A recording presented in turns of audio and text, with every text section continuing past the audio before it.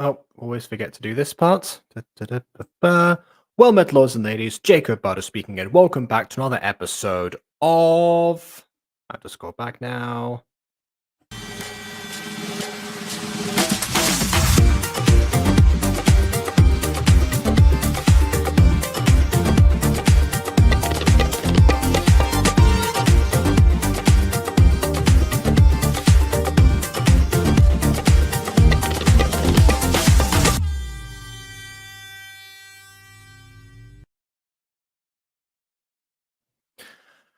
Today is another chance for me to delay Nightmare Daycare yet again, which now means that it's going to coincide with the first day that I actually start at a school, which is going to be an interesting thing to look at. But I didn't know this was going to come out, well, I knew it was going to come out, but I didn't know it was going to come out when it did. So here we are with Fallen Angels. And another remake has graced our presences, and it's part two of the one. Well, I thought we were going to get this one at the same time as part one originally, but Aidan already talked about the reasoning behind keeping the two parts separate. They do, in fact, work on their own. So with that in mind, it seems like we'll see how this one works on its own. If there's anything else to do, anything as far as nope. Just checking in the chat to see if there's anything else. So yeah, let's welcome to our usual and for now only guest, Aidan DeVest. Hello. Kaka. Yes. So yeah. Yeah. So for people who weren't here last time, the reason they were separate is because I did a community poll on my channel saying, hey, should I keep them split up like the original or should I post them together? Stating like one would take a lot longer, one would be a lot quicker to get out. And then the community was like, keep them in two parts. So I'm like, okay, 2 parts it is. We love community polls. Indeed, we do. They are definitely helpful in a lot of instances for many reasons. Yes. Also, okay. The thing is, this is Bond's debut episode, but he didn't. But these aren't the first lines he recorded. These are actually some of the last Ava lines, or some of the most recent ones. Not the most recent ones, but these lines that Bond has in here are some of the more recent Ava lines. Like, he recorded all his season 2 lines already, way before all this point. So, or not way before, like maybe like a few weeks before this point, like maybe like a month before these lines were recorded, which I find interesting because technically these are some of the latest Ava lines. There is a short mini episode coming out which has Ava in it, which obviously Ava lines there, but that was today or yesterday. I am glad you brought up the mini episodes because this is something I'd want to run by you. Because we can review the Harvey one in this one. That's what I was about to ask you. Yeah, should we review the Harvey one here, or should we wait for like a compilation? Yeah, no, we just tacked them onto these Gacha reviews.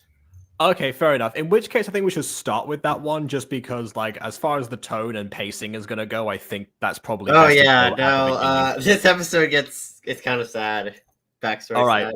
Also, we'll have a brief intermission as well because Bond has a few images that he wanted to show off for Fallen Angels specifically.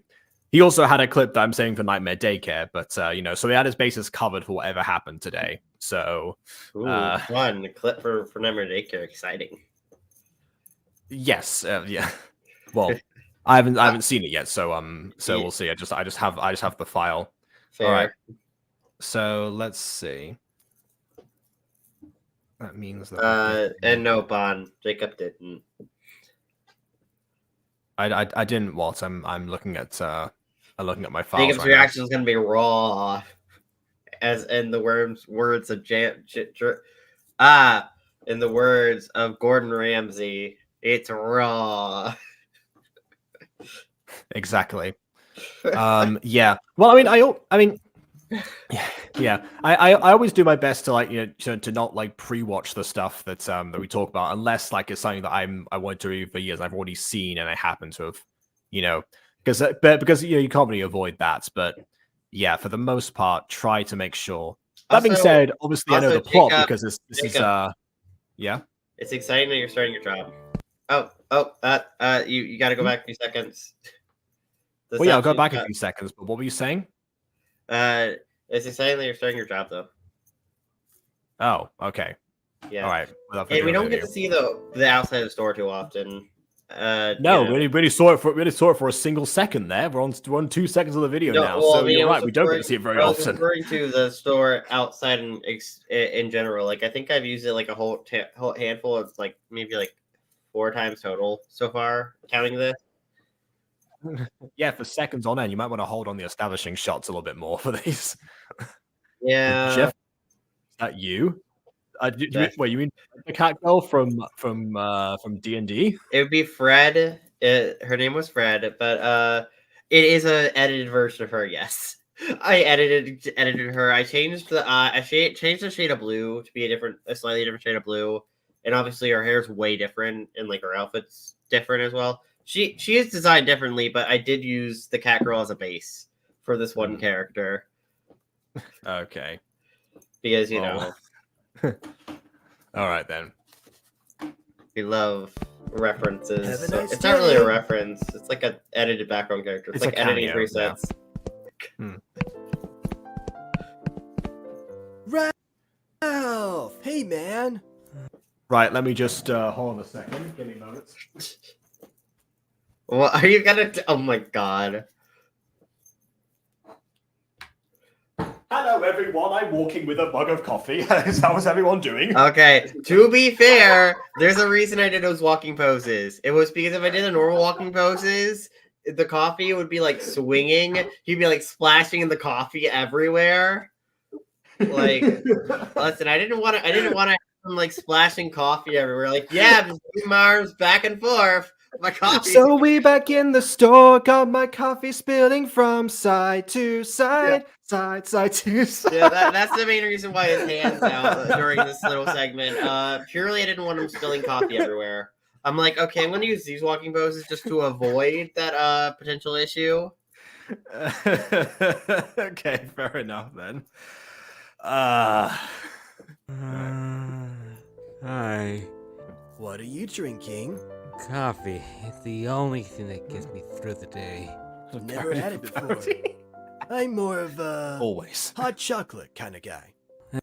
This is actually true to me in real life, especially like recently because like in Spain there's like many places that you can go and that and that's like ordering a coffee like in any like regular bar or something, very typical thing because I'm not a coffee person, so I always get a hot chocolates. So like when I was out with my parents, for example, they would get café con leche, coffee with milk, and I just get a colacao, which is a type of brand of chocolate here. Not sponsored, but good.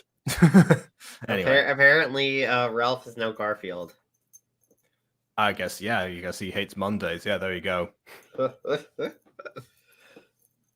Ralph Oh, well. Garfield. See, if the mug were orange, we could have said it was a Garfield mug. But I mean, I'm a hot chocolate kind of person. Coffee seems gross. Haven't had it, but it seems kind of gross. I have had it. Well, I say this. I tasted it like a couple of times. Once when I was 10, once when I was 14. So there's a good chance that I might like it now. It might be like a Falcon University situation where I like try it, once and then can never go back. Which, quite frankly, as far as caffeine addictions go, probably best in that case. To be fair, Afmal started liking it only like the special kind Luca made with like a lot of sugar and like cream in it, which is very watered down coffee. Technically speaking, it's not like full on black coffee. It's very watered down, especially with all that cream and all that sugar. It's like that's actually how my brother started having it. Maybe not the cream part, but the sugar especially. Yeah, that was his favorite way. Oh, Bon asked a very serious question in the chat. Very serious. Tea or hot chocolate?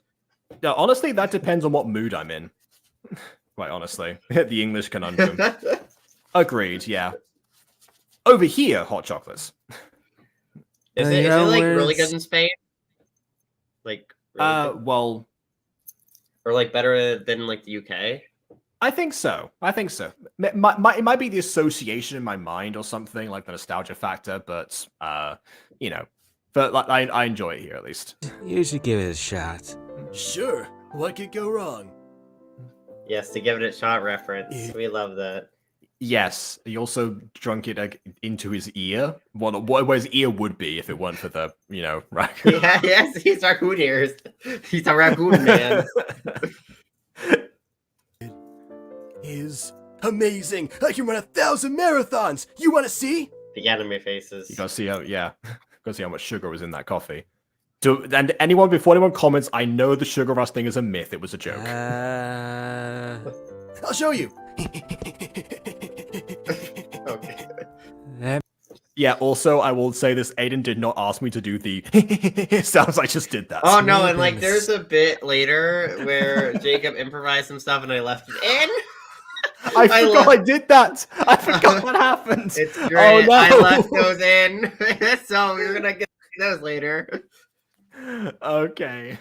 By the way, yeah, ice cold tea with them. Yeah, well, I guess if you like your tea cold, it's a whole, separate thing entirely. Anyway. steak.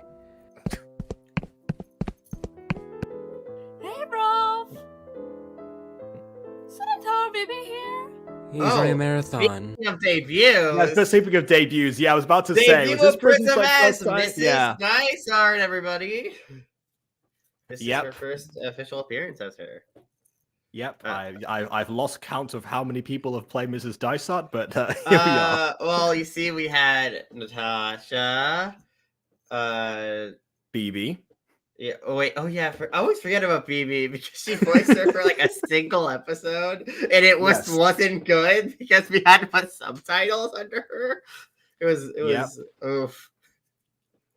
Yeah, And then- if I had a nickel for every time that BB made a character voice that was incomprehensible without captions, I'd have 2 nickels, which is a lot, but it's weird that it happened twice. And then we had Cammy, and then we had KW. Nova is technically the backup, so I mean she kind of counts as a voice, but she's always been relegated to the backup. Or well, I recently relegated her to the backup. When I was Yeah. Okay. casting So without counting Nova on number 6, although I do wonder actually because as far as because with all that Caroline Cammy situation, because obviously I started crediting Caroline first before like any of us knew that that Cammy was a thing. So technically speaking, that could have also been like Caroline to start with, which then got relegated to Cammy later on. So we might go 6 or 7. It was Oh, 6 number 6 or bodies. 7 It here. was 6 physical bodies. Maybe That's how not, we're qualifying. maybe not 6 souls, but 6 bodies. Technically, there. Okay, sure, fine. We've had 6 bodies play the role of Mrs. Dysart. There we go. All right.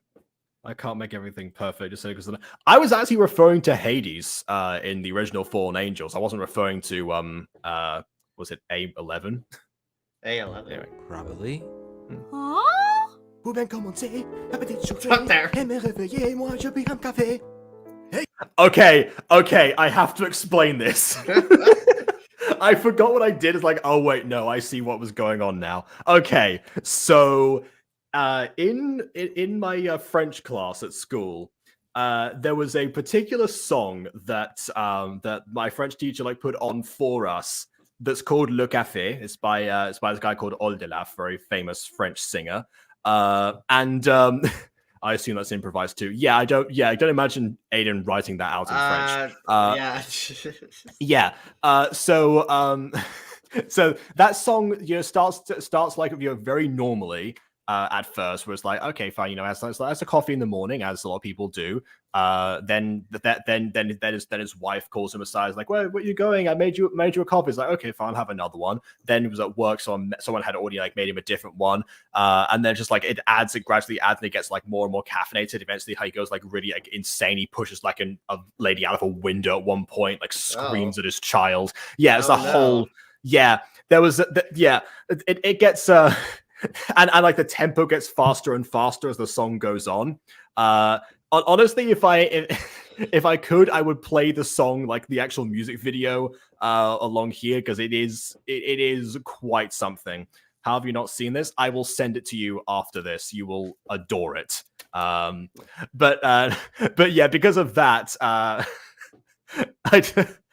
and also because when I was at uni, I actually also directed this thing like this play made by like somebody else that was part of like directing module that I did there, and because it was a French restaurant, I had a whole theme of different like Eau de Lave songs, and we started off with the Le Café one because it was the first scene was like a huge like energetic thing.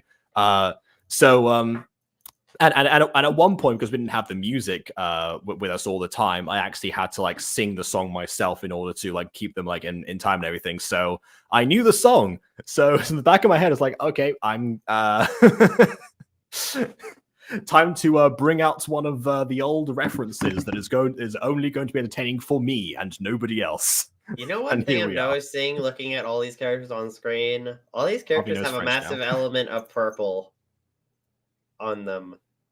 This is true, yeah.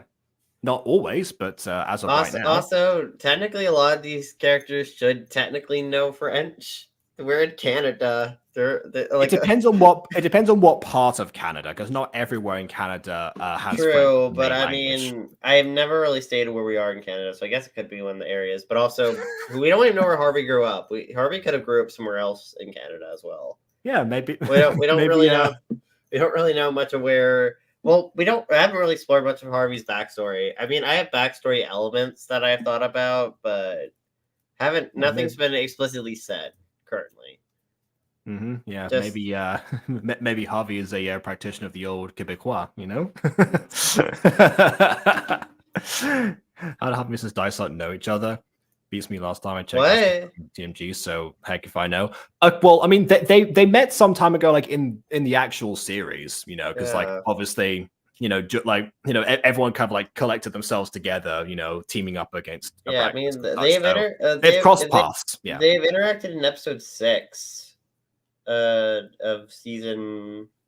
I know we had one on screen like of them interacting, which is episode 6. Yeah. No, she also met him at her house in season 1 during the crossover. I thought Harvey Harvey stayed behind for that. I'm just remembering that. She briefly met Harvey at her house.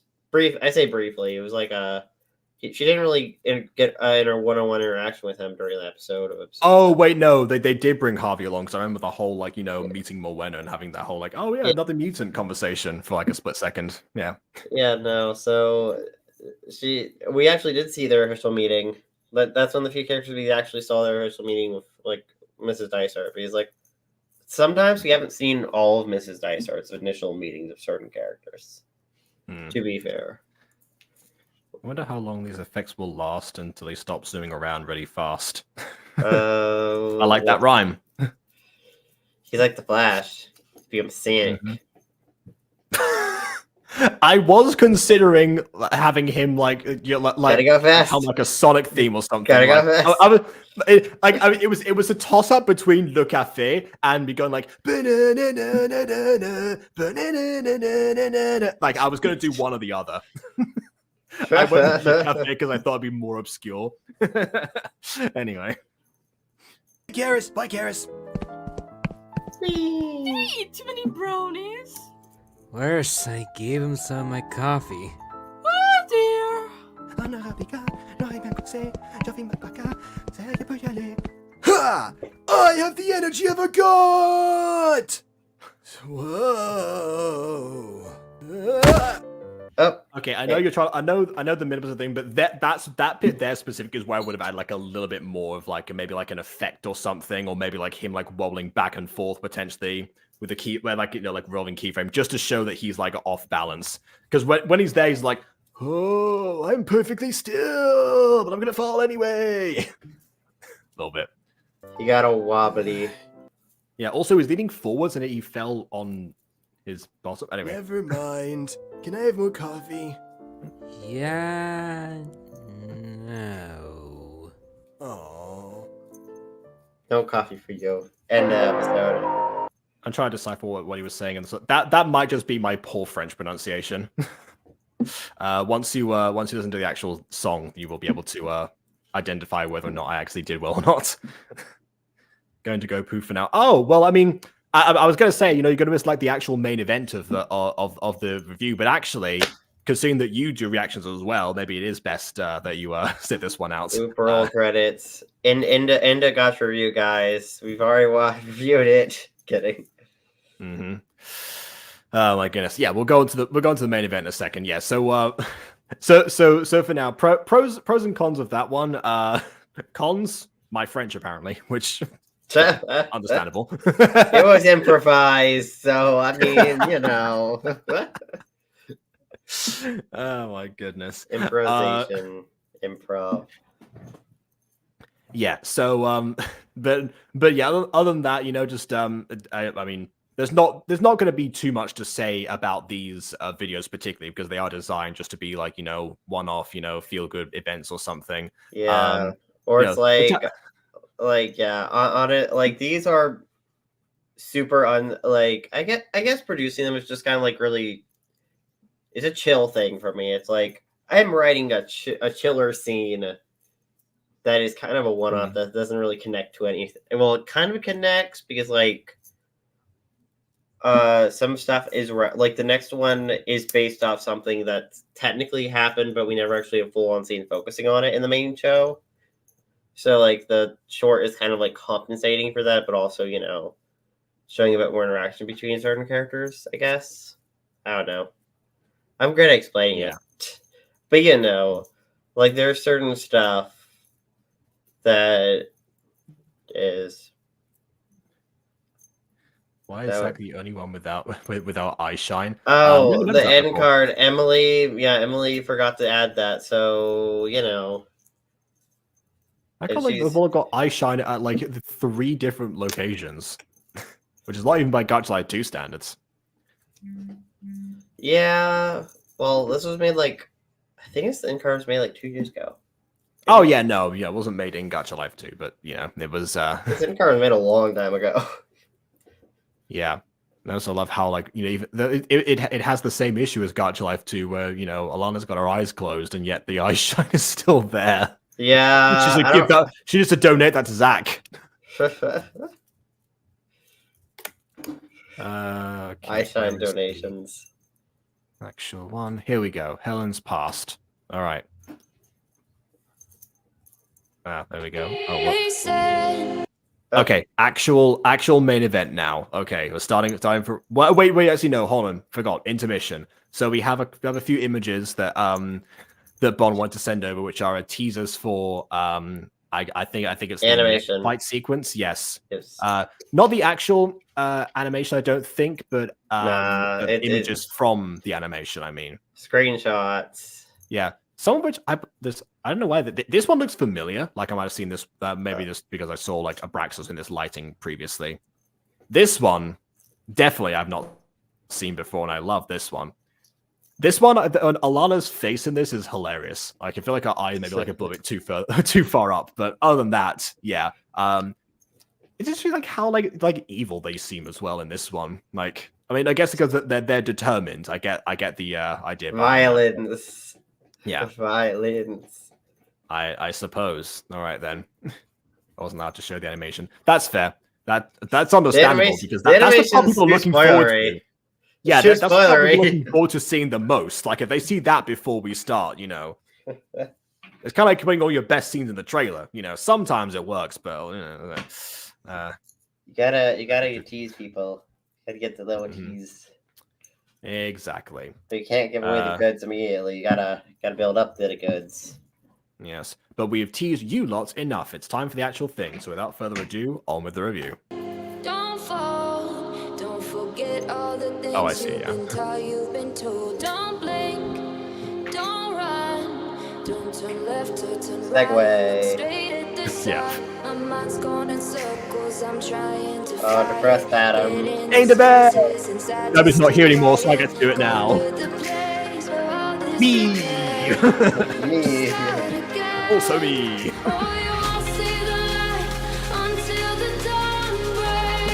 Hey, Shorty Chan, it's number 23.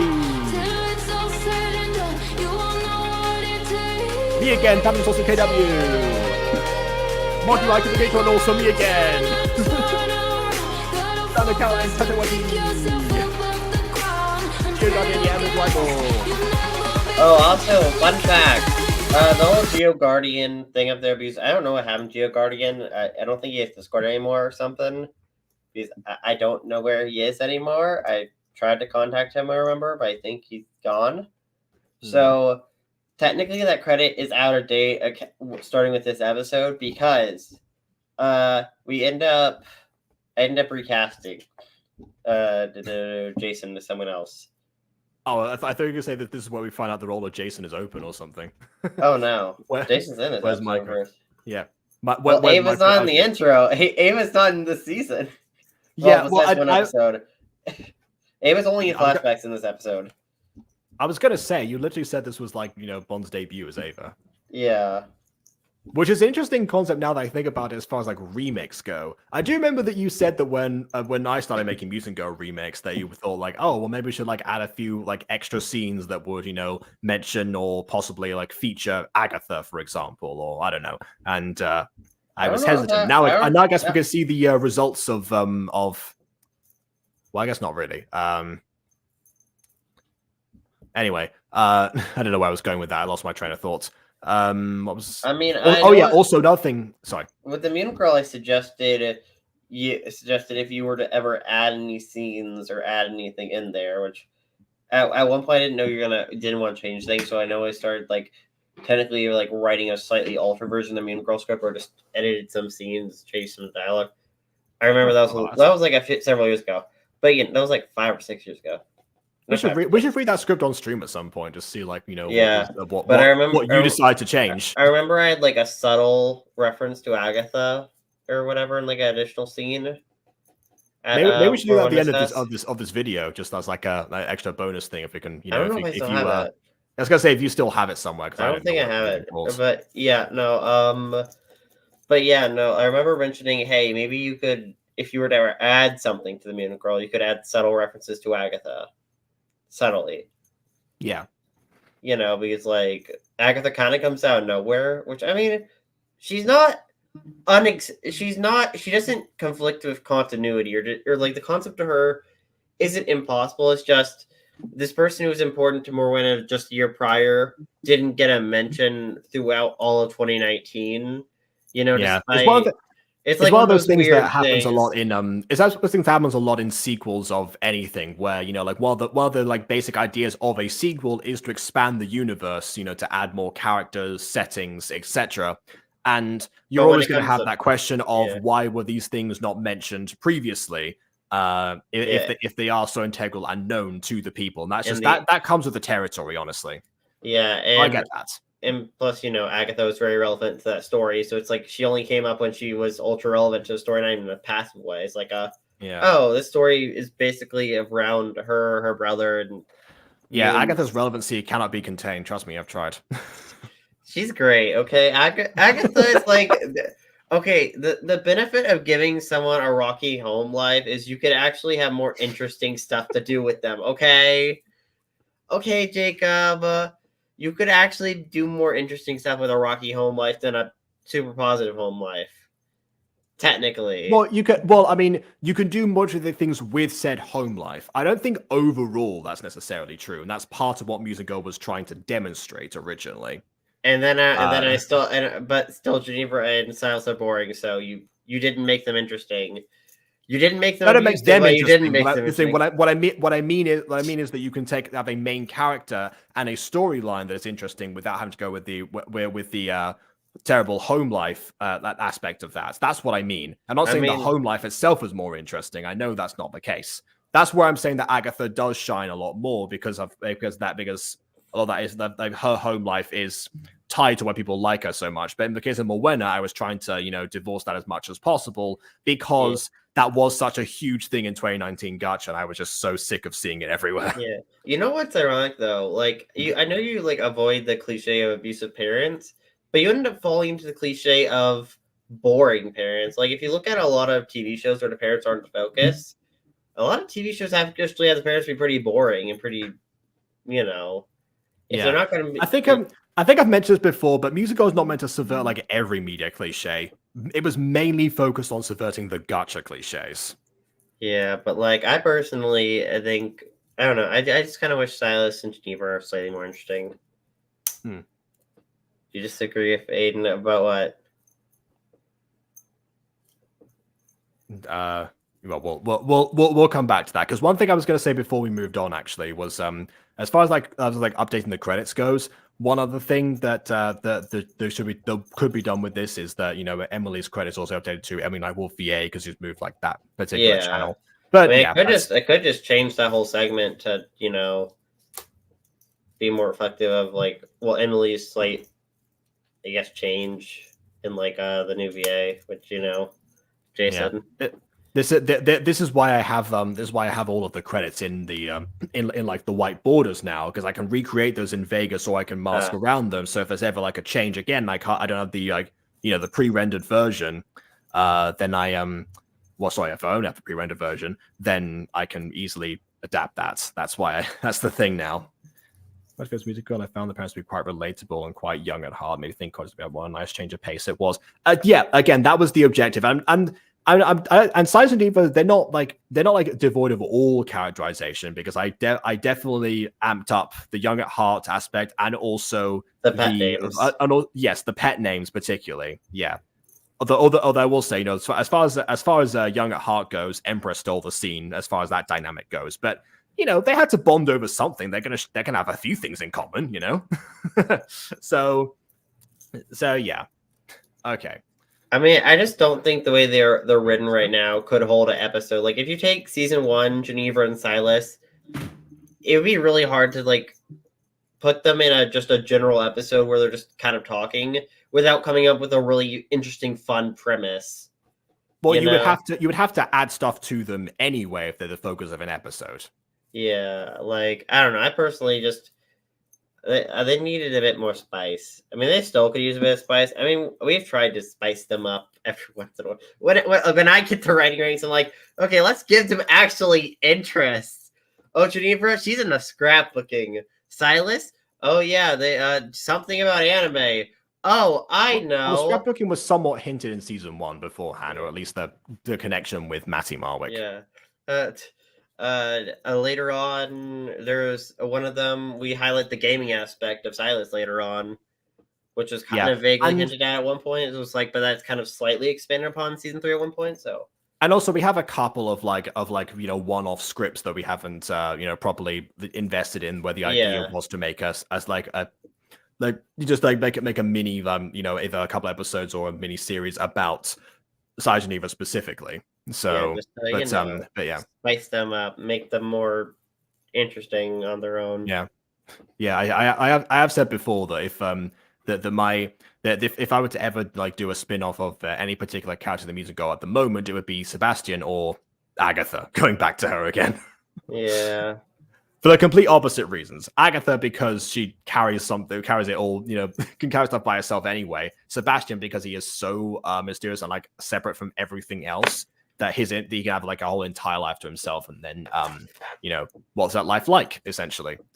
Yeah, which I really want to work more on that, because I think we like kind of worked on some concept scripts for that, for like the Sebastian stuff.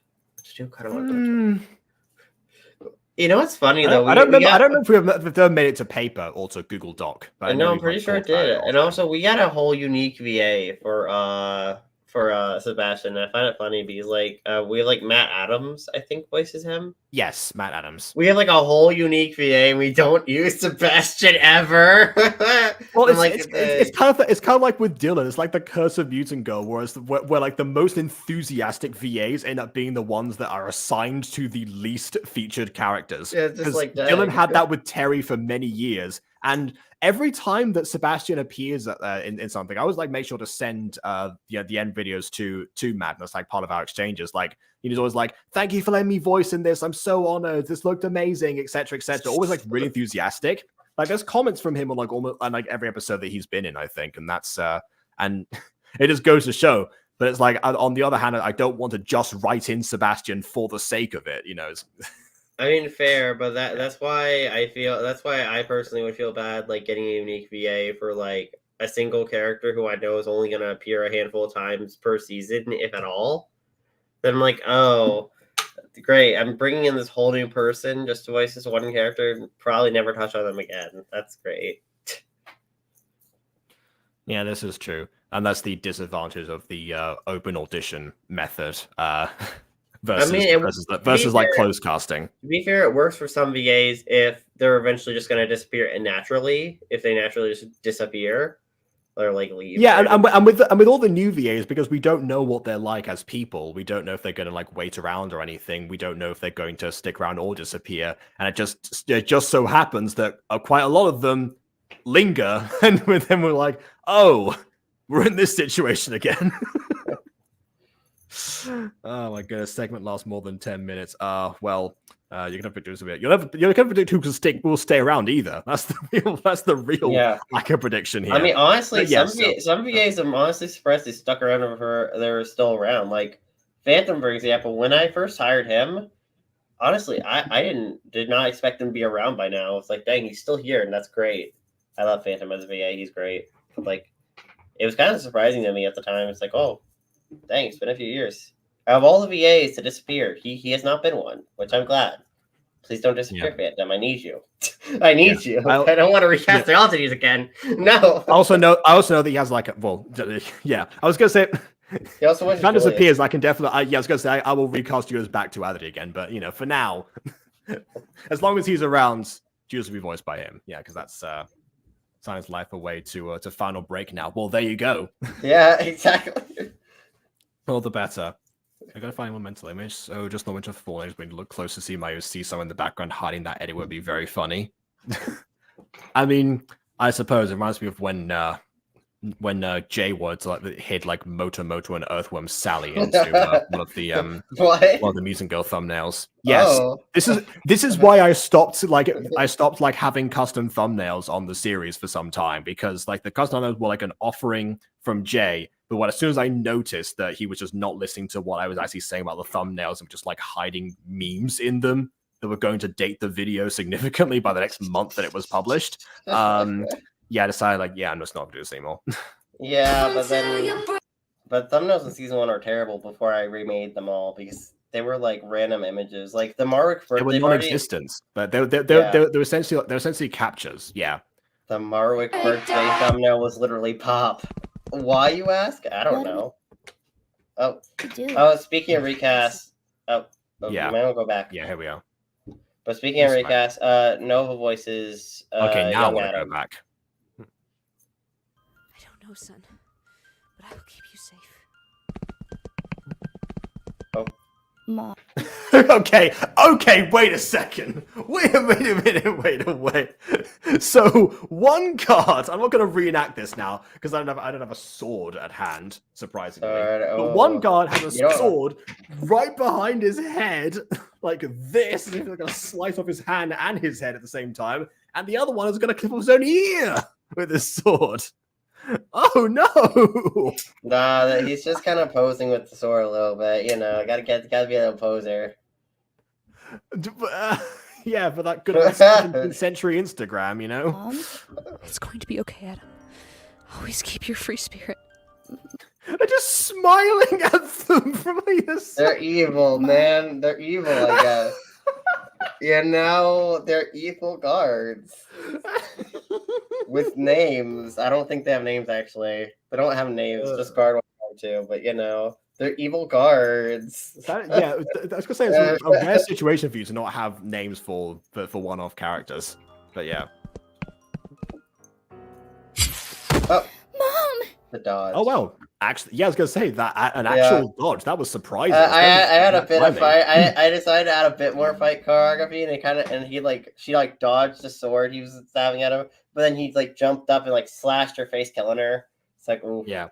Honestly, what I would have done here is maybe had the guards still approaching as Ava was saying, everything's going to be okay, because that's more menacing than just standing there awkwardly and then suddenly being like, okay, she said a line. Guess it is my cue. Now I am going to slash. Oh my god! It can know where this is. That's right. A sadistic and have lockjaw. No! Yeah. I have a sword. It's made of foam. It looks like an iron sword from Minecraft. Do you like my sword? Foamy iron sword.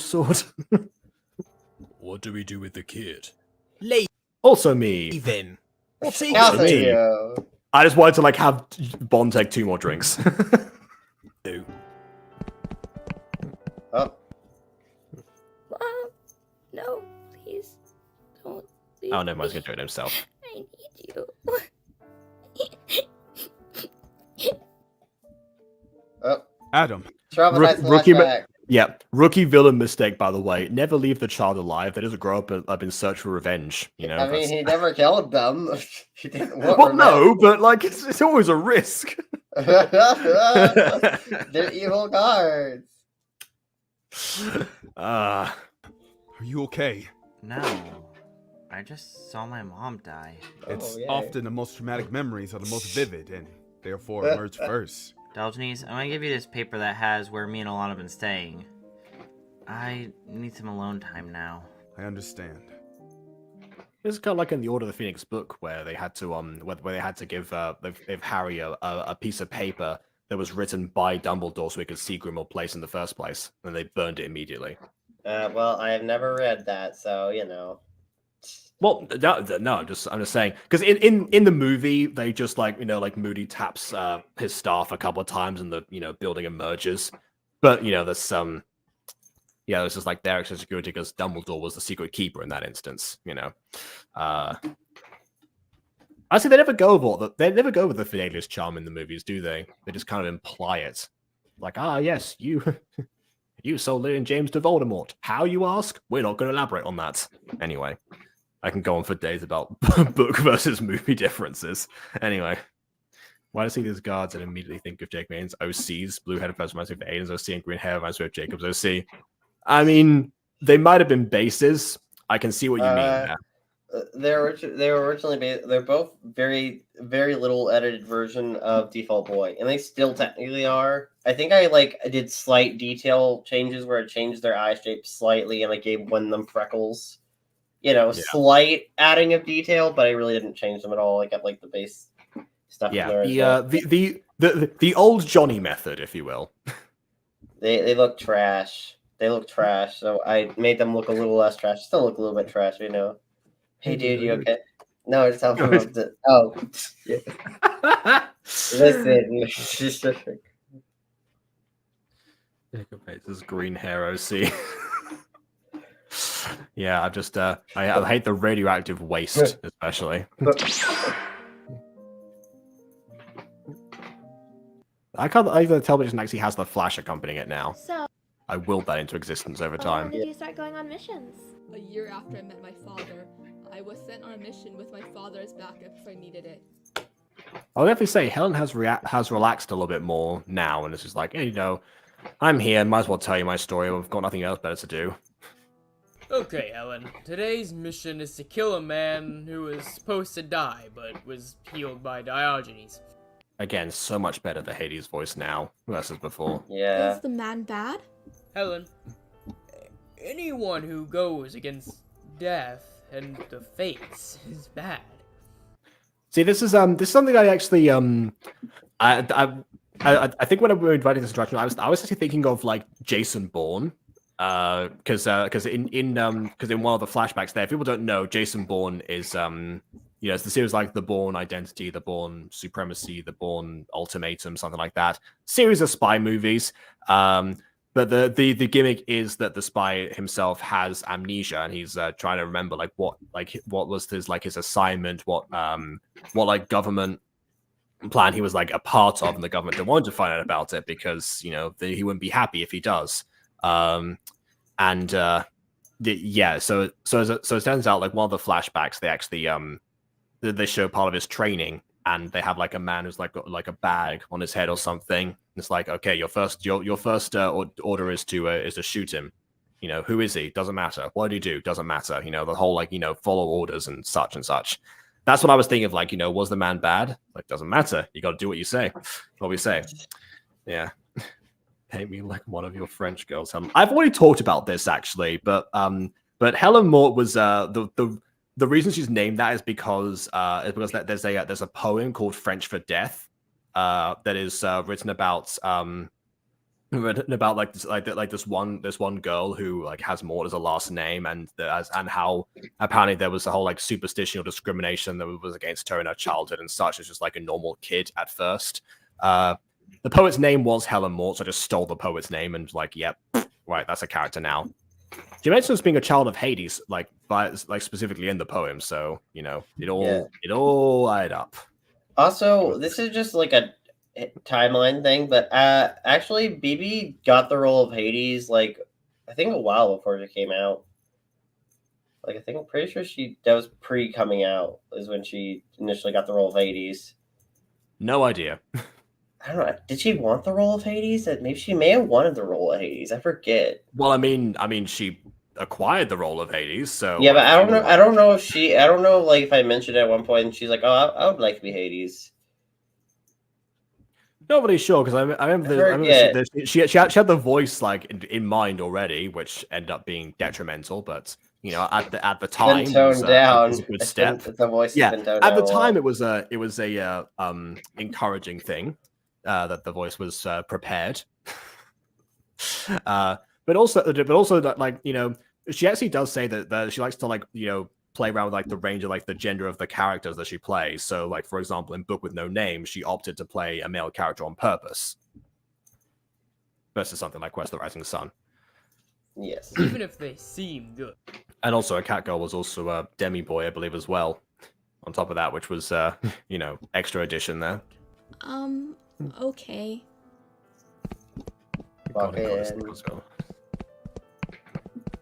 Well, boy, do I have a show for you, Ghost Kitty. It's the one you're watching right now, but you know, I have a show for you. Who are you? I'm Hades, and this is my daughter, Helen. Hi. What do you want? We know the angel Diogenes healed you, thus, of course, saving your life. And so we've just come here to fix it. Please. I am surprised that Diogenes healed someone directly, because I thought the whole point of Diogenes was that, you know... I think it was out of Kavit. I don't know, it's one of those details I put in that I never really touched much more on. Honestly, I'm pretty sure I probably like canning it as he was kind of like cut, probably in a non-significant way, but Diogenes just passing by. It's like, oh, I'm going to heal a cut in your finger, and then heal cancer by accident. Oopsies. Oh, okay.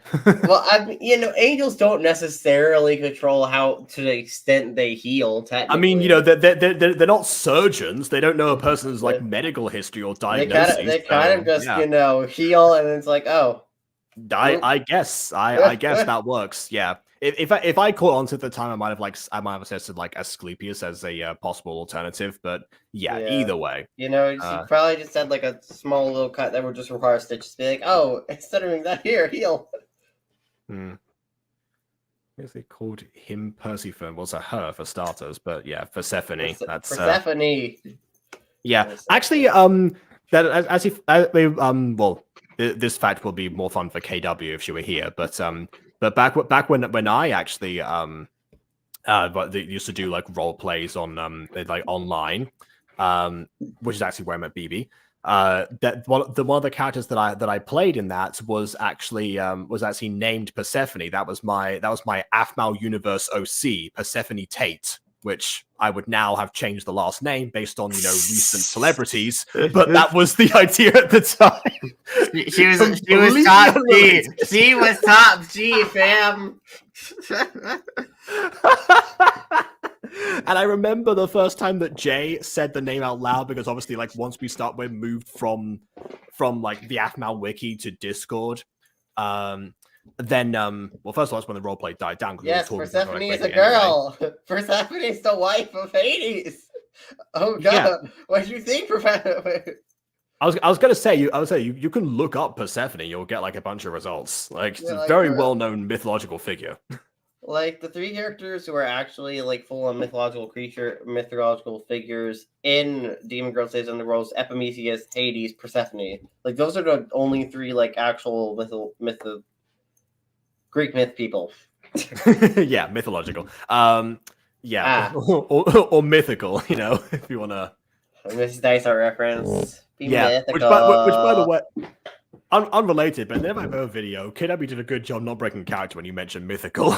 We'll say that much. That was a great moment, but I was like, oh, this can go south very quickly. We love a good old reference. I bet your voice is mythical. Yeah. Yeah, but as far as like my Persephone was concerned, at one point we were talking about that on Discord. The first time that I heard Jay actually say the name out loud, and he said Perez phone. And I was like, wait a minute, you're saying like Perez Perez phone? What do you mean? It's like Martian. Oh, right. Yeah, and I had to explain who Persephone was at that point as well. Perez phone. That's a pronunciation. It certainly is. Yeah. Oh, no, he knew Marsh at least, because again, actual existing Athnar character.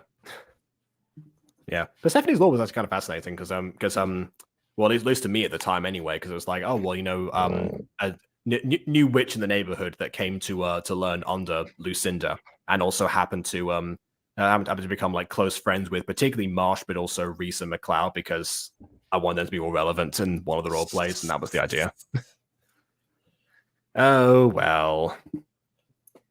Anyway, I think, yeah, Bonner's clicked us to the inspiration. Anyway. No, don't do this. To make the reference. That's little Helen with a gun. That's little Helen with the gun. I'm calling the police. They hung up. Yeah. There's 2 guns, actually. Honey, pistols. we got to go. Magic pistols. Yeah. Oh my goodness, the staging in this. I feel like your kryptonite in all of these videos is like standoffs of characters. Like whenever they're like, okay, we've got to go. Now let me pose here for a little bit while I just like lightly caress my daughter's cheek while well, it's technically him putting his hand out, like kind of like shielding her. Technically, he's like shielding her. You know, so they're like, oh, don't pay he's the target. Don't pay attention to the small child. Well, listen, it's a baby, sort of. She's with like no gun, unfortunately. Like yeah. Well, she's like 6. Helen's like what, 14 in this flashback. Yeah, that they do look roughly the same height, which is another issue I would say. As far as like the height between a 6-year-old and a 14-year-old, quite substantial usually. Yeah, probably. I think with Epimetheus. Oh, okay. Well, I mean, again, they're very different characters. One's a Titan, one's the wife of Hades, and is a god. So, you know. Yeah. Oh yeah, that's right. Because I think I remember that at one point Aidan asked me to like just give me like a list of words to say like how do you pronounce these things. I did like an audio recording of me pronouncing these different words, like as if I were like like Google Translate text to speech. Just Epimetheus, yeah. Diogenes. Well, that wasn't one of them, but that was an example. Hello, to the point you're possibly going to be an orphan, so you might as well come with me to the Cattail Orphanage. Oh my god, she is an orphan, but Use a text-to-speech like me. Yes, that is one option, but that gives you Hyrule sometimes, and that's not always a good thing. Hyrule? Yep. Another classic story here. So, KW misspelt Hyrulean in the Zelda thing, and then because Bon had never heard of this before, looked up on text-to-speech how to say that, and it came back with Hyrulan, and so that was what was yeah. To be honest, like I similarly struggle with Kyrus's name, because I didn't know if it was Chris or Kyrus, because it technically could have been either one. So I actually recorded 2 versions of each line saying Chris or Kyrus, and I didn't know until the movie came out, because Konami never told me, even though I asked multiple times. Also, this is just a thing that I may want to play with in the future, but have the daughter return for revenge or something. She left the child alive. This is what I was saying. Yeah, you never leave the child alive. Oh god, 14-year-old Helen murking kids. That sounds horrible. There's just a really angry teenager after her now. Honestly, that's a really interesting concept. I actually think we should do that. You know, I do want to do that. That is something I thought about. I don't know where I'm going to put it, but it will probably happen eventually. Oh my goodness, she's got like a band of friends that she's like united in this in this cause. We're gonna kill Helen. We're gonna murder her in her face. We're gonna shoot her several times, and then she'll rot. It'll be a lot. Yeah. Exactly. Please don't. Diogen. I said kill him! Do it, or it shall be you who dies today. Which, by the way, empty threat, of course, because It was an empty. She didn't Yeah. know it was an empty threat, though. Yeah, no, just saying, like, I've said She that for the didn't know. audience. Yeah, but it is technically empty threats on this thing. At least you didn't call her. She's dying nice like I did. At least none of you called her Braxas ambidextrous for years. What do you mean? Ambidextrous? Is that was such a weird pronunciation. It's like, why would you pronounce it like that? Like, I can see abraxos. I don't know, like abraxos. I don't know, like abraxos. What else could be like a mispronunciation? You could have like Abraxos? I don't know. abraxos. Abraxos? Yeah, With but the like actual those, letters involved. but like those are somewhat along the lines. And predexterous isn't even along the same lines. Yeah, It's on a different I page. think I think both you and I think it was Caroline voicing Luna. Yeah, voicing Luna, but so yeah, I'm saying you and Caroline probably taught the same. You know, like you were told to like autocomplete when you were reading stuff. Maybe that's also how Caroline was taught, because I mean, you know, you did grow up in the same state, so maybe that was the same rules. Probably. Actually, wait, no, hold on. She was friends with your younger brother, so you probably went to the same school as well. It was just that school that doomed everyone. Dang. Called Abraxas Abracadaxis. Yeah, even that's closer. Abracadaxis. That's what he says Even when he does magic. Oh, Yeah, and even the Helen joke shot a was closer. man. Helen shot a man just there. It's great.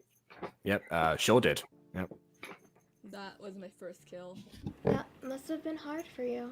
Well, duh. But I got used to it. I can't believe someone could be so horrible. Oh, that's Helen nothing being so compared to what he nonchalant did to about my the stepmom. stuff.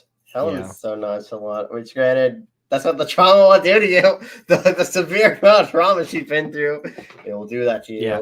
I just realized her saying, "I can't believe someone could be so horrible." That actually could have had a double meaning of like, depending on like how Helen could have interpreted it. Helen could have interpreted like Alan was talking about like Helen herself rather than Hades, which was the actual thing. Depends on how deep she was in her self-hatred. Right. Helen sit on the bed like a normal person.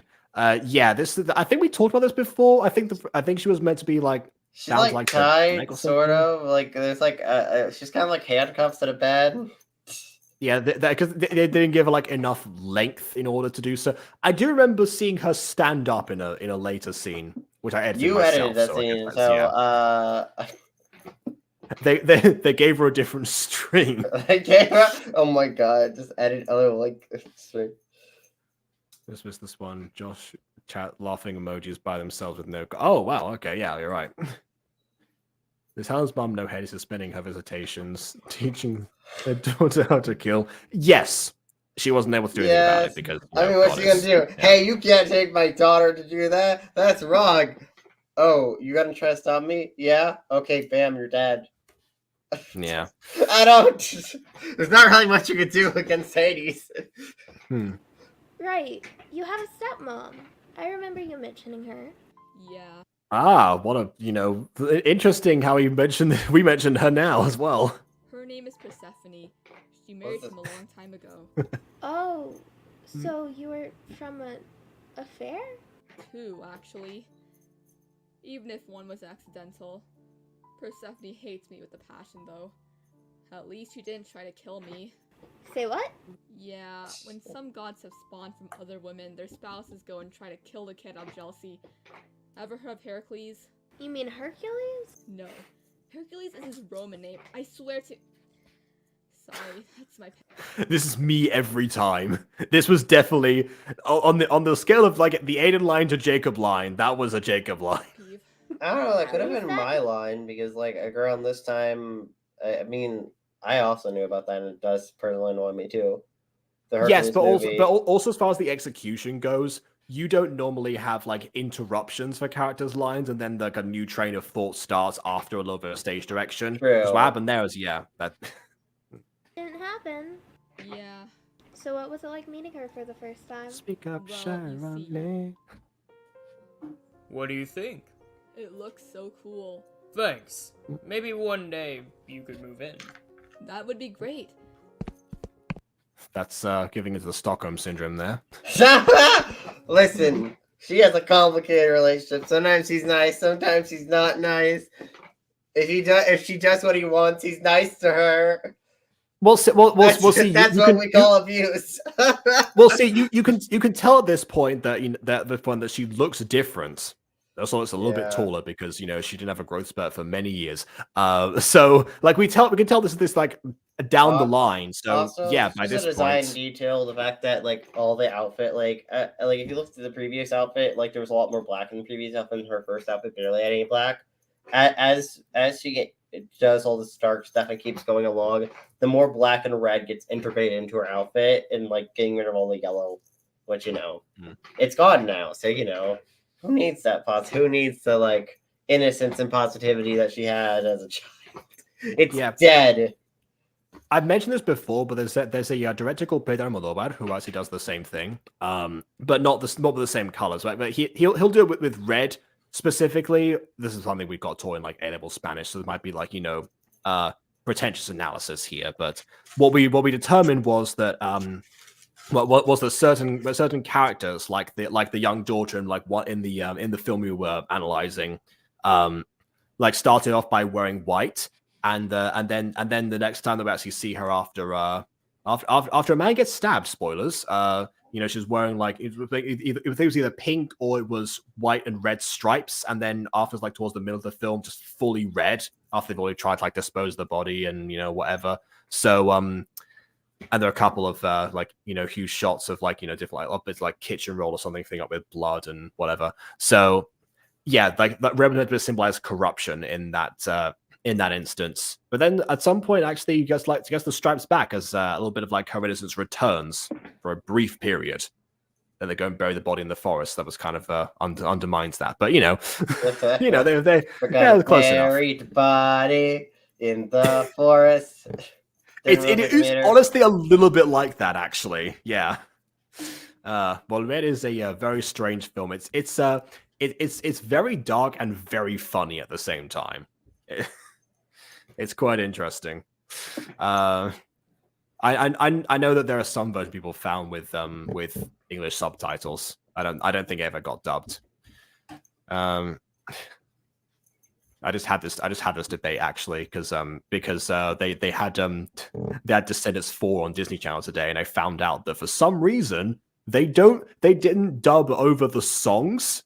So there are multiple. So all the songs are in English, which outside of intros and outros for TV shows or movies is very rare that you have that happen.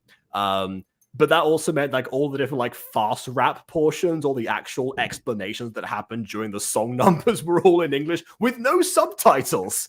Which you think, hold on a second, how is like a non-native English speaking child supposed to catch up with the fast rap going on the time travel sequence? Hold on a second. This is not. What are you doing here? Oh, that's not good. No, I don't know why that's a thing. I was talking to this with Shiny actually, that because I mentioned that like seeing other Disney movies in theaters in past years, they were all dubbed, and then Shiny said they're required by law to. I was like, well, if they're required by law to make a dub anyway, put it on the TV version. Anyway, that's my rant over. Well, in the case, this is technically direct to streaming. So if it's not being aired on television, maybe they could probably easily scoot around those laws. Because hey, I kind of get dubbing songs are kind of a pain in the butt, but you probably should at least subtitle them with, put subtitles on the songs at least to kind of explain what you're saying. Yeah, definitely. In a That's musical, also because musicals yeah. are very important that you subtitle that. Yeah, this might be a thing with theatrical releases as well, but yeah, that's the thing you see a lot of the time. I see it also with TV shows where there'll be like English text, particularly on something, or any original language text, and they'll have like the actual subtitles appear. Yeah, that's quite a frequent thing, but no, I guess Descendants 4 was not worthy of said treatment. Anyway, hold on a second. Can you imagine the contrast between the lines? My background is troubled. Every time I close my eyes, I see the horror of my past. So much darkness, death, prefer to speak of it. Okay. Continues trying to guess who wrote that line, Aidan. Oh, shit. Listen, we were talking about with KW on the previous stream of flowering up your language. Clearly, I practice what I preach.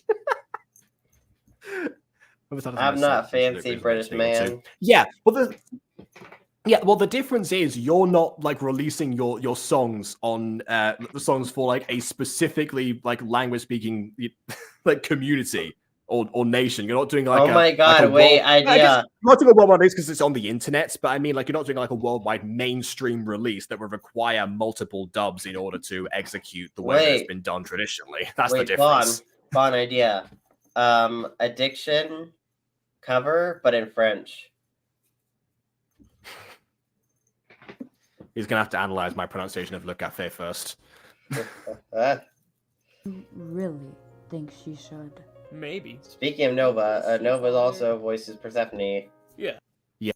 He was really grateful for this role actually because when he first got this back in the day, he was just known for more one at that stage because Tainted Bad Boy had also just been removed. So the actual role of Nova, the one that he originally landed, was suddenly non-existent. So yeah, he wanted to branch out and do some other stuff too, which I understand completely. As somebody who definitely felt boxed in by the original roles that I got, almost to the point of being typecast as those, I can understand that impulse. So yeah, good that he got to do that. Yeah. Yes, she is my wife. So she is my stepmom. Kind of. I bet I'm hotter than her. Huh? That line. I bet I'm hotter. Again, Aidan line or Jacob line, but it still gets the way this phrase is it's not my ethereal beauty surpasses hers or something, or those of any mortal takes my husband's fancy. None of that. No, I bet I'm hotter than her. She's being petty, okay? She's a very petty. She's being petty, which, to be fair, being petty against your husband, fair enough. But Jess doesn't deserve that. Jess is great. We stand Jess. Jess is cool. Jess? That's the mom's name. Oh, she actually, oh, sorry. I gave her a name. Helen's mom has a name. It's Jess. All right. I know. It's shocking. If you read descriptions, it says their names. I just don't think that's what people want. I mean, to be honest, your cover's doing so well nowadays anyway that people will be intrigued no matter what. Yeah, I mean, it's just kind of fun to hear stuff in other languages, anyways. Song especially, it's kind of fun to hear what it sounds like. It's like anime openings. Even though I can't understand the words they're saying, it's sounds good. So yeah, I don't need to understand what they're saying in Japanese to like it. yeah. Spanish dub of Wings coming soon. Wings. I don't know. I mean, you could do one. I wouldn't complain. Well, the problem with that is that wings in Spanish is alas, and that's 2 syllables versus 1. That kind of ruins the whole thing. So. Alas. Yeah, exactly. You see the issue already. Yeah. Okay, that's the problem with dubbing songs in other languages as well. Yes, it's one of the processes that less syllables, so it's oh, this ain't good. Yeah, it's one of the processes that I really respect whenever they actually do these things. Somewhere Phineas and Ferb, because that show is a song in every single episode. and every single time they always made sure that they did something. Some of the time didn't quite make a lot of sense. You know, I was confused for years as to why a certain song was called "It's Your Summer and You," which means nothing until I realized it was called "Someone Belongs to You," which makes a lot of more sense. The title. Yeah, it's the summer like, and you. Those are a few exceptions, honestly. Records on My Fingers in Spanish, for example, is one of the ones that like worked exceptionally well. I don't know how they managed to pull that off. Anyway. Huh? Of course, babe. Jeez, magic mirror on the wall much. I should leave you two to get to And yes, it is magic mirror, not mirror mirror, in case anyone's wondering. That's a Mandela effect. know each other. Hi? Don't act all nice to me. Huh? You're nothing. Honestly, I get preparing for this prophecy, but that doesn't mean I have to accept it. He is so much better than those mortals he uses to make abominations like yourself. See, this is the thing about, but like the way we did Persephone, actually, because she got because the of anger course, and like the angst. Yeah, because of course, like it's like we're aware that Hades is like one of the most, if not the most loyal of all of the gods that exist, as far as like, you know, the vows of marriage. Let's say, you know, he's not. I mean, you know, he's not exempt from some of them, because I know there's like Zagreus, for example, that people have like, you know, depending on. You know, people question his quote-unquote canonicity as far as Greek mythology goes, which is already a loose word because it's all interpretation anyway. But yeah, in this case, because we mentioned the prophecy and Persephone is aware of that, she's like, okay, I understand why it needed to happen, but she still has the right to be upset about it because of what. Yeah. Yeah, and she's petty in the same way that, you know, other goddesses like Hera are, for example, but just doesn't go to like that extreme. She's not gonna murder Helen. She's not gonna be like, Helen, you die. Yeah, exactly. So that's the difference there. So we want to like acknowledge the fact that she knows that it's messed up. She's right to feel upset about it, but she also understands why. And that was our way, because I know that's one of Ghostie's major complaints, and also BB's was how we wrote Hades in this. And it's like, well, I mean, we tried to cover our bases a little bit with this. Ultimately, it comes down to, you know, the whole Child of Hades thing in the first place, which was, you know, I will take the fall for that one, because I was like, because I insist on the character of Helen existing in the first place. So, you know, that does come back to me ultimately. Well, you know, and ironically, she became like a major driving point in the plot itself at this point. So, you know, she's ingrained herself into the show to the point where she cannot be removed without severe surgical scars. We're at to fix things. She usurped the romantic plot line that you were going to write for two characters. Okay, that wasn't a bad plot line. I like that. I mean, if Helen didn't exist, that plot line probably would have existed, because there's potential. Yeah, I do wonder about that, just based on like the fact that, you know, those two, like, we didn't write any ways for them to connect, but we never got to the stage where we would have done that. So yeah, that would have happened during season 2. That would have happened all throughout majority season 2. But you know, find difficult writing songs and define just again to rhyme again. That's tough. Yes, that is true. That's why Phineas and Ferb is, you know, just like top tier for me as far as that goes. Yeah. Yeah, the solution a lot of Spanish songs come to is that they just some of them just don't care, like the Dragon Ball theme song. Others will play loosely with grammar in some instances, like the whack through intro.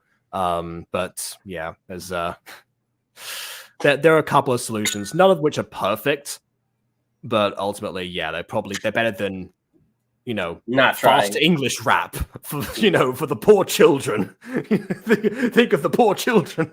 Anyway. Hey, you can't just say that. Why not? I am a goddess, and you are just half human trash. And yes, you mentioned the half human specifically because I want to acknowledge the half god side. That's the half of my husband. Ooh. Helen, there's nothing wrong with being. Yeah, exactly. That's what I was saying. Yeah, I haven't attempted that. You know what? Maybe I could try give it a shot. Maybe we'll see. That one's a little bit easier actually. Give it a shot would be nice to have the Spanish version. human.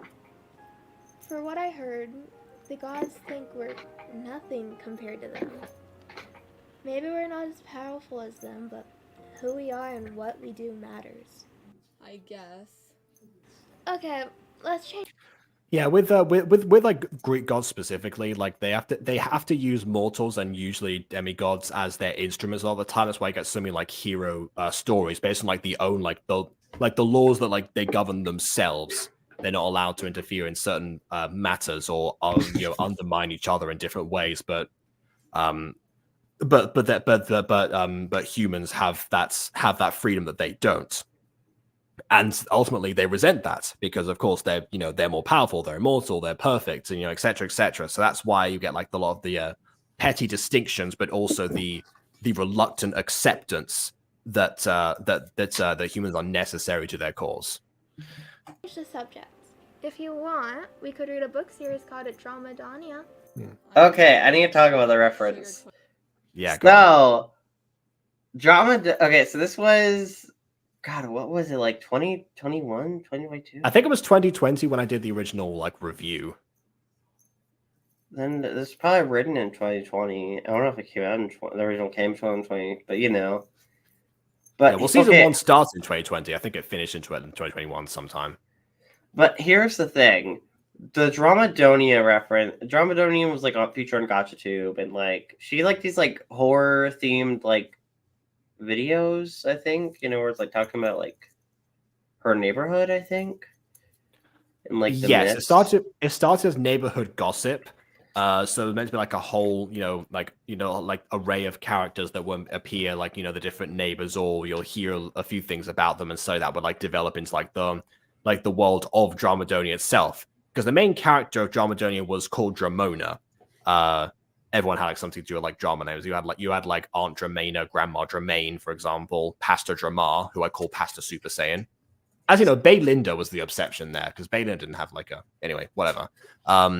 But then it evolved into, because Dramadonia, the creator, realized that she had more of a passion for trying to tell like horror stories. So it became like I'll share this particular horror story that it happened to somebody in the neighborhood or somewhere else, and that became the focus of the channel from that point until there was an experimental animation phase, and I think that's where we were last time we checked in. Yeah, I mean, the experimental animation phase really killed the channel because, like, the animation wasn't good. I didn't like the animation.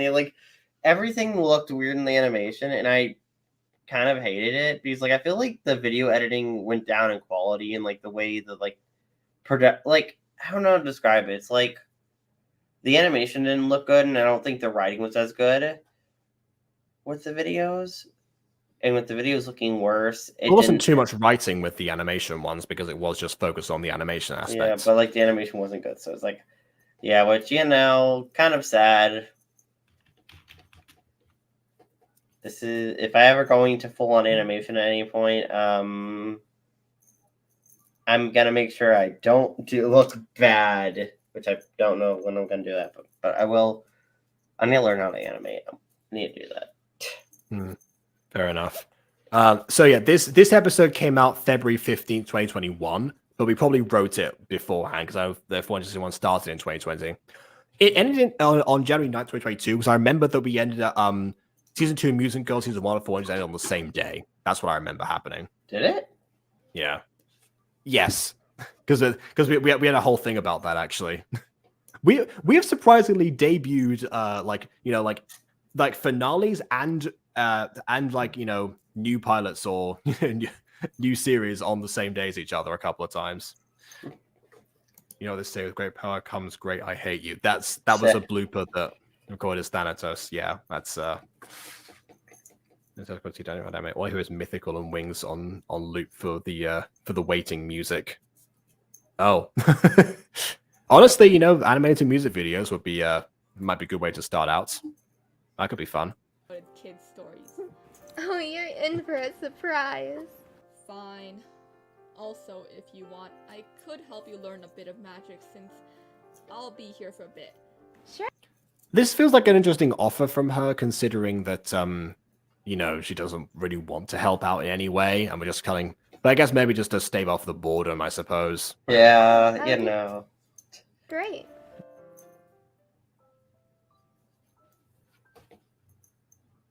Oh, Trevor, what happened?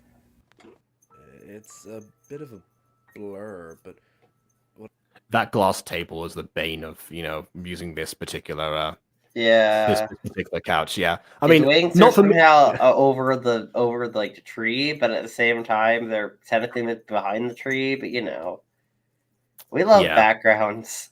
We love. Yeah, this is fortunately enough, I picked this as the a background inside the Marwick's house, so I wouldn't have to use it a whole lot, just a couple of times. Again, one things you can fix with masking now, but ultimately, To yeah. be it's fair, we good don't see. I think always. it's like the only scene we see Luna's apartment. Apart yeah. from 7 Part 1, because Yeah. Trevor obviously came here before. Yeah. Like we don't see this beyond this episode, so this background's non-existent. I can't with these cuts. Fade, please. My neck hurts from the whiplash. Fair enough. I know that like years ago, Aidan said that he hated fade to black specifically, but most of the time most of the time we do crossfades nowadays. This is just, I guess, an exception. what I remember is I got murdered. Lilith and Jason and I woke up in this weird room with these. You didn't wake up in the room with them, but that's just Dylan's delivery. Because the line there was a period, but the way Dylan was reading it, I don't think he read it with the period. So it made it sound like in the line that he woke up in the room with Lilith and Jason in his weird room. He didn't. He just woke up in the weird room. Right. Yeah, woke up in the weird room with Lilith and Jason gone or something. Yeah. I don't know. Someone! Anyone help! But before that, I remember this pain. How are you alive now? I don't know. The only reason I got out was this sword I had on me when I died. What was it like in that room? It was weird. My memories were blurry, but echoing in my head. My whole body hurt and I could barely move. It was weird. Wow. That's basically what it feels like to have all your memories sucked out of your head. With Yeah. Obviously, it's a thing you have to you have to invent the rules for. But yeah, those are our ones. I feel like it's better because the scene's ending with this is just boom, we're here, boom, someone else keep up the audience. Yeah, say Faded Black is better than just a straight up cut. Unless it's done for comedic effect, because that's when I'll do a hard. My problem with the Fades to Black was because Fades to Black, I think at one point was your only scene transition. It's oh, the scene's ending, fade to black. Oh, a new scene, fade up, fade to black, etc. And then it got repetitive and it was pretty noticeable. Yeah, I guess if it's done in excess, yeah. It's I've considered adding a couple of them in one video or another, but ultimately if I can find a reason to go for crossfades, I do. You lasted 2 months in there. What are you talking about? Luna, it was only 30 minutes. It felt like 30 minutes. What? Time I don't know what's dilation. going on, but Yeah. together we'll get to the bottom of this. Thanks, Luna. Now, I need to get some rest. Trevor. Oh, see, kind of looks like he's laying on the table, but he's sitting on the couch. Also, Yeah, if you look at him, he actually only has his wing over the table. Everything else is, yeah. Also a detail in the original, I had him still I think I still had the red blood mark on his chest in the original, but in the remake I kind of fixed that to where it's there's now a hole in his shirt, but that's just where technically he was stabbed and just ripped his clothes. So there's the little tear in his clothes right now, or where the initial stab wound was. So that's a difference in design. Yeah.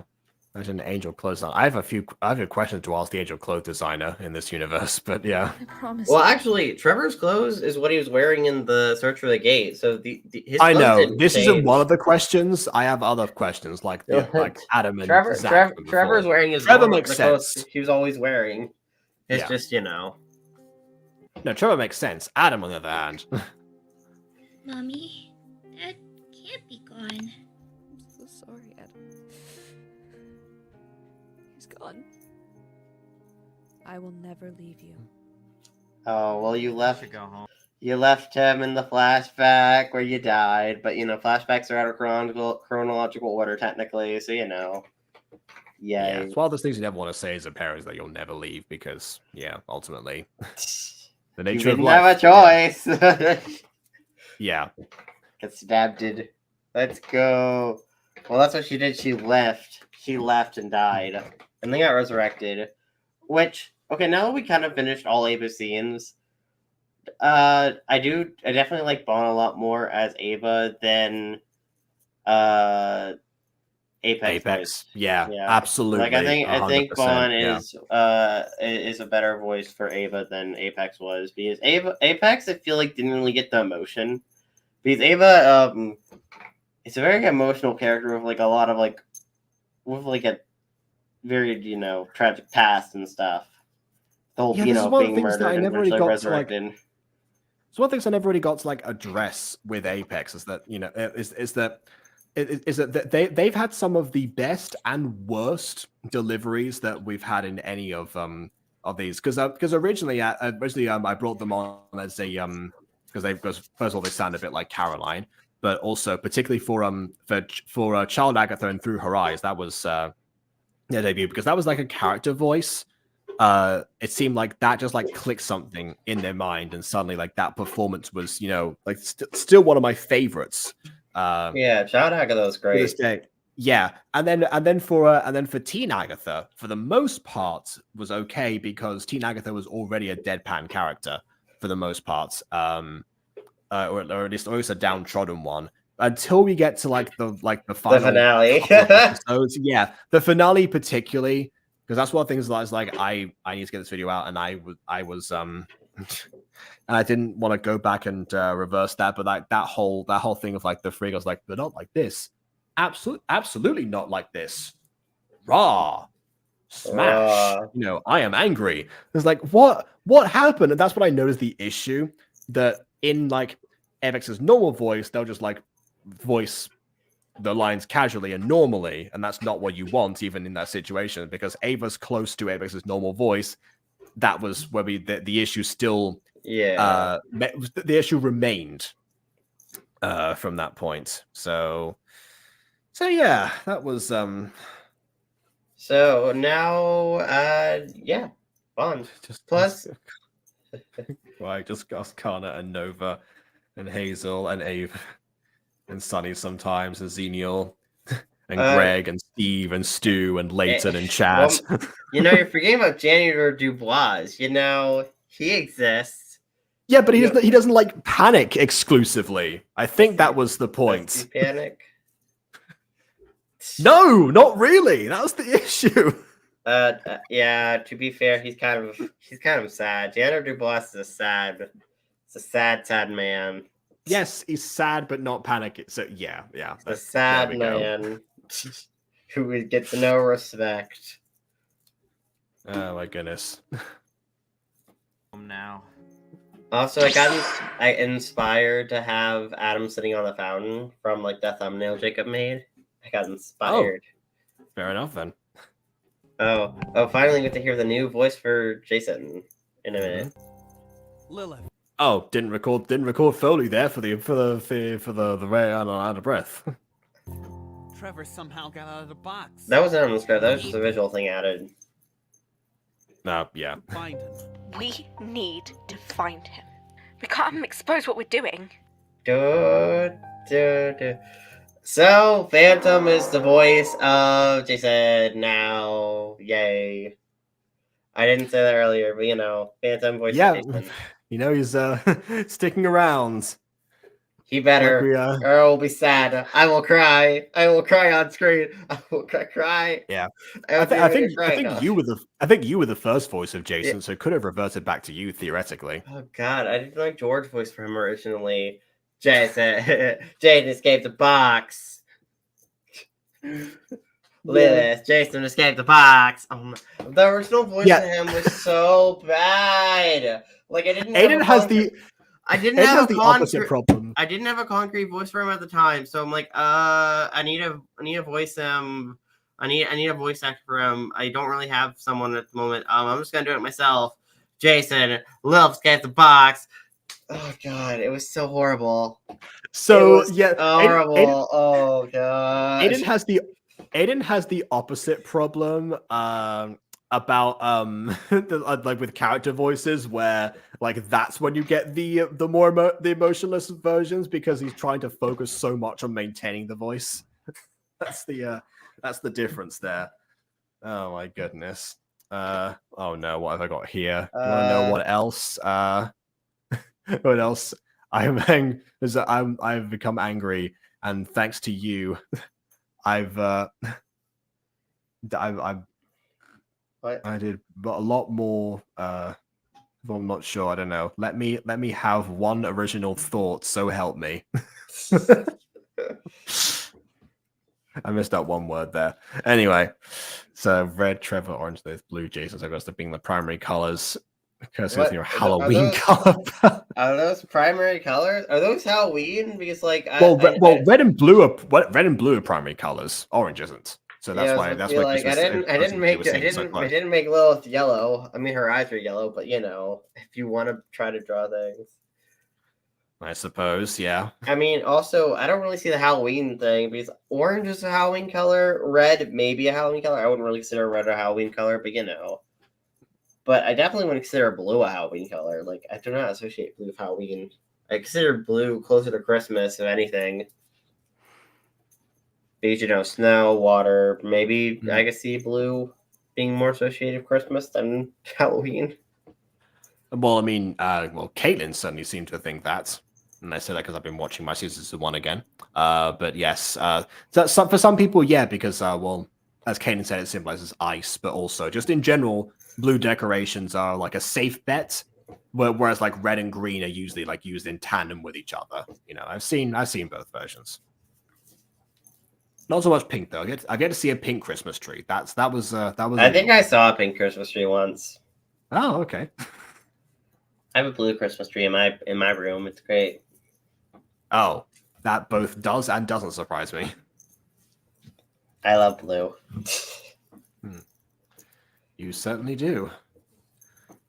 That rhymed. The correct word for raising in French might be to do more research on that one. Yeah, I think it was. Yeah, it seems like more like I am in the state of rage, is what you said there. You know what, Vaughn? Would you potentially be up for voicing Ava French moments? They're in Canada. She has an excuse to speak French. Watch something happen and Bond just like has to like resign as Ava, and you're stuck with someone with French words that you can't get someone to voice. Oh God. She hasn't had one. Well, yeah, not yet, potentially. You're only doing it because of me. I mean, sometimes we do stuff that's like specifically because of certain voice actors being in the roles. Sometimes. Most of the time for me, it doesn't work out because they quit before it gets the part that references them. And sometimes Jacob does some stuff for his characters in my scripts. Will be like, oh, I'm gonna do something for me. Well, I mean, there is of course the Harvey thing, the Le Café, but you know that was just for me because which does remind me I need to I need to still send that to Bon. So wait, can't make people disappear. Yeah, exactly. Well, please don't disappear then. Yeah, that is also why Aidan is most of the time like the main character in all the stuff that he does. My main character. You see, okay, Demon Girl Saves the Underworld, for example. That person who I literally ran open auditions for that, and the person who got that role literally disappeared off Discord. So, you know. So just saying that. The only safe bet was me as Jackson in running with you, but for the most other times, Aidan kind of follows like the minor demons method of like mildly altering your own name and appearance for the next role, or majorly altering, like in the case of Gold. Yeah, Gold. One or the other. Line with one French misspelling. That picture of my departure will be much more solid. Oh no. Don't leave. I'll be sad. And my expertise is French from France. I know that's gonna be my. That's gonna be. Aidan's gonna ask me to do that, so that's gonna be a Jacob line. I mean, it'll be a Jacob line. That'll be one of them doing. I honestly, I probably would just maybe put in parentheses. I would just DM it to Bob and be like, "Hey, can you say this in France? France. Say this in French. Say this in France specifically. Go to France." That's the wrong type of French as well. Well, I mean, actually, Bond's French is the proper French technically, because Canadian French, because characters are in Canada. Yeah, the wrong French for this specifically. Yeah, that's what that. Yeah, this is what I was trying to get at. In France, this is what I mean. Yeah, in France specifically. Go to France and say it out loud to everyone. Yeah, go to France. Honestly, Bond going to France would be actually kind of interesting. Bond, you should go to France. Yeah, I was about to say. I was about to say good luck recording yourself in the middle of France in front of strangers. That I filmed 3 Walking Wednesdays in France before, so I've done that. So yeah. Hey, you've been to France. That's awesome. You need to go to France. This is why you shouldn't miss out on Walking Wednesdays. I did because I showed off my tour of Paris. Ah. Yeah, I had a whole Eiffel Tower special, particularly. Because basically like circling around the places like about the length of Walking Wednesday it takes it, so I just like had a whole tirade about them. Oh, you're in trouble now. Oh my goodness. Also, some production updates. This weekend on Saturday, another short's coming out. I may have said that earlier in the stream, but I'm saying it again. A short coming out on Saturday at 1 EST. I say short. Mini episode. Mm-hmm. It's not a YouTube short. I keep calling it short because that's what the Hell of a Boss mini episodes are called. They're called shorts. You could technically make them. Well, some of them are like the length of YouTube shorts. So you could. Well, I can't do the Harvey one. This new one that's coming out this weekend, I can. But the Harvey one, I can't make into a short because of the Harvey one video itself, like 1 minute and 30 seconds. I guess if I cut a lot, maybe I could try to fit it in, or don't bother. Yeah, no, it's not. That one seems like longer, but like the one coming out this weekend can technically be got it because it's like 40 seconds long itself. Like 40-ish seconds. But also I've been working on the Fallen Angels movie, and I've decided that I'm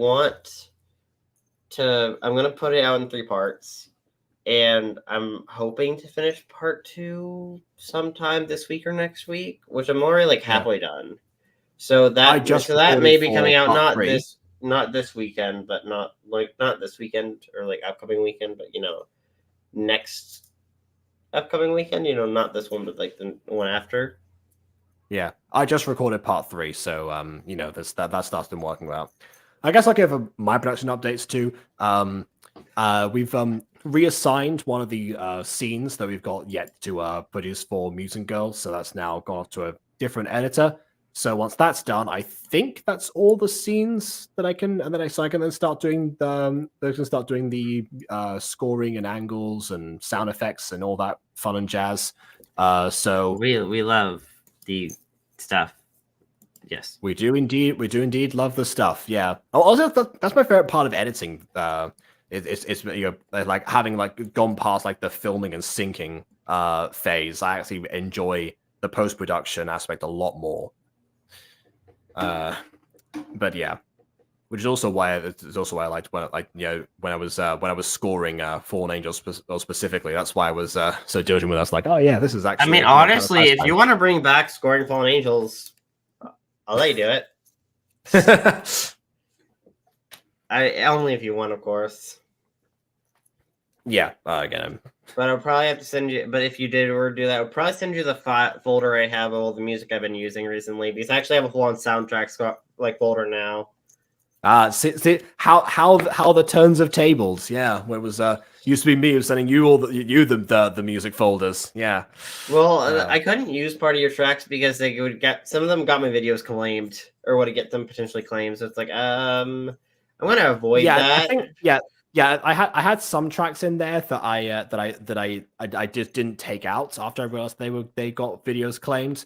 Other ones were just Epidemic Sound stuff, but a lot of them in there were actually like the royalty free, from the usual sources or from Chris Geddes actually. Yeah, I mean most of my stuff comes from YouTube. Like I use YouTube Audio Library a lot. Yeah. All the Chris Geddes soundtracks that I use, those ones I actually like purchased on Bandcamp, so I actually have right to use them. Or to like share them basically. Yeah, what was I gonna say? Oh yeah, also of course the classic thing of literally the classical music that I haven't been doing so much of recently, but still have a couple of things every now and then. But yeah, those ones, the issue with is that you sometimes can't tell if they're going to think it's going to be claim it's going to be like a specific performance by a particular group of people, and therefore they have the copyright claim over that. So it's one of those things that because of the YouTube copyright system, you can never predict, unfortunately. So one time a track could be fine, the next it will not be. So yeah, I can see why that conversations happens. Oh my goodness, my goodness. In France, that's like saying in Canadian. It's exactly because of that I that I made the rant in the video about from the Pops. Now you're saying in France.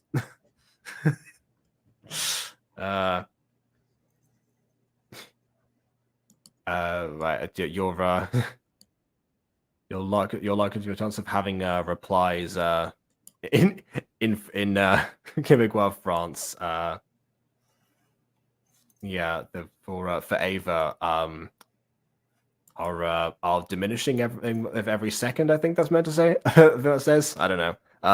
Ghost Kitty saw with her own eyes that I take in like drastic measures to assure that the French words are pronounced correctly. There we go. Man, this is this is Bond's revenge for the parallel thoughts and stuff. Just making just making my my brain rewire so I can go back to secondary school and rechannel what I learned. Anyways, as for the actual review here, possible it was to upset Bond with me pronounced Slimmy. Yeah, exactly. I'm enjoying the improvements these remakes have coming for episode 8 remake next year. I mean, yeah, but it probably will be relatively next year because also Aidan's got a pop series to implement into that schedule at some stage now. So yes, yeah, I never know. Also, by the way, I'm just thinking about this. I need to find the instrumental for "Give It a Shot." Like, I forget what that instrumental actually was called. Oh God. I think it was from Offshane. One word. It was the same person that did the like the Minecraft Adventures theme song. How do you spell that? It's of Shane, but it's one word. So like Shane Top from Smosh, but of Shane. How do you spell Shane? Shane. Are you sure? I'm looking at the YouTube Audio Library. I found of Shane. Yeah.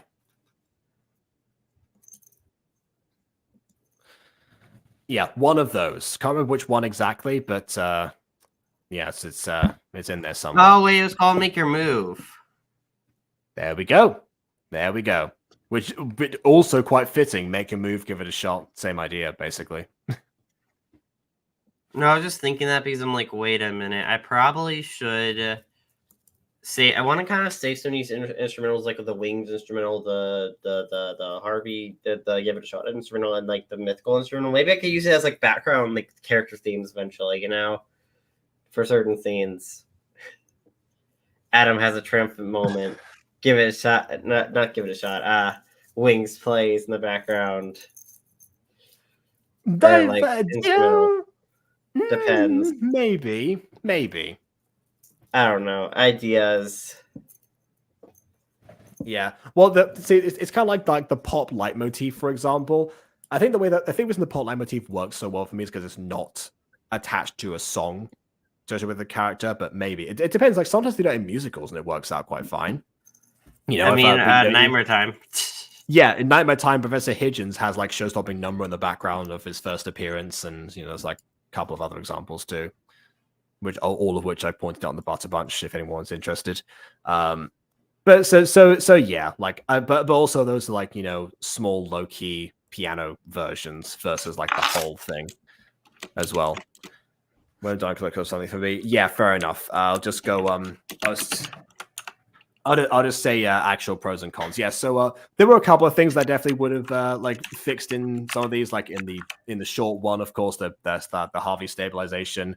In the in this one, yeah, definitely Aidan's kryptonite is 100% you know, standoffs of characters, which I can understand to a certain extent because like the big like Lilith scene in the cabin.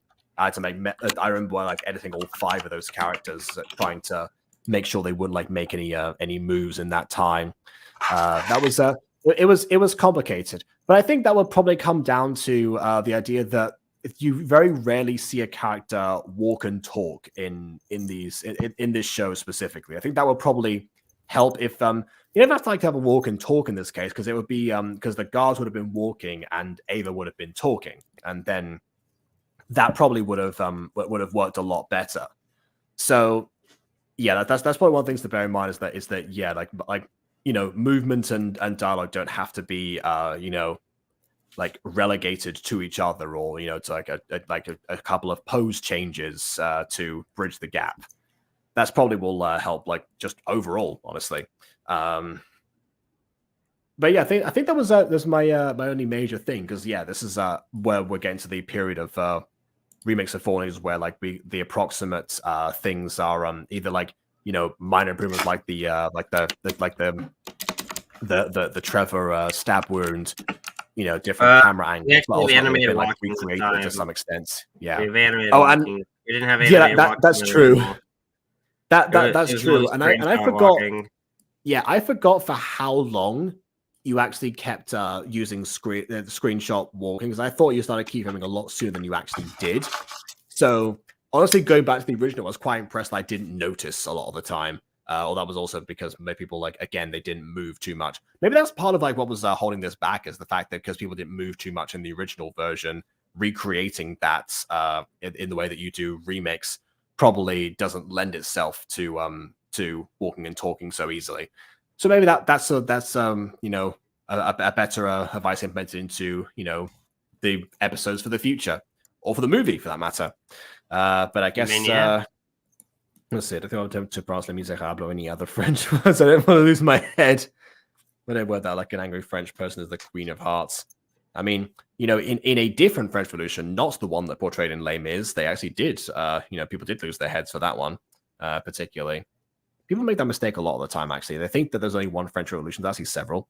I actually one person did like a presentation on like the costuming of Les Mis and mentioned the 1789 Revolution as part of like her presentation she was being examined on. And after she had finished, I like pulled her aside and explained that it was actually the 1832 Revolution that Les Mis was referencing in the book and play and all the other versions, not the 1789 one. And I explained why it was like there were multiple ones, and that's why that doesn't make sense from what you've aligned there. And she actually went like, "No, really? Are you serious? Oh no!" It's like, that's why I didn't want to say anything during the actual examination, because the chances are that no one else would have noticed that, because I happened to have like clocked onto that from my Les Mis research. Didn't they go in a circle? Depends what you mean by a circle. I'm not sure what that's referring to specifically. You mean like the different like forms of government there might have been? Maybe, actually. Because yeah, let me tell you, they weren't happy after the revolution. Actually, they thought it would solve a lot of things, and it didn't. It was not the 89 one anyway. Don't know about the 32 one. I'm gonna go try a story about angel clothes design. I see if an angel designs clothes or someone who designs clothes for angels, or perhaps both. Don't know. Well, fair enough. Good luck with that. I am going to check on whatever your Ghost Kitty, whatever Maya has sent me. I will also send. Also, you need to I'll also send send Bon. Bon the Yes, I'll also thing. send Bon a video of another angry French person. So hope everyone enjoyed this one. Please leave a like or dislike because your opinion matters. As we have done so already. And on that note, until next time, farewell. Hey, Jacob. Yeah.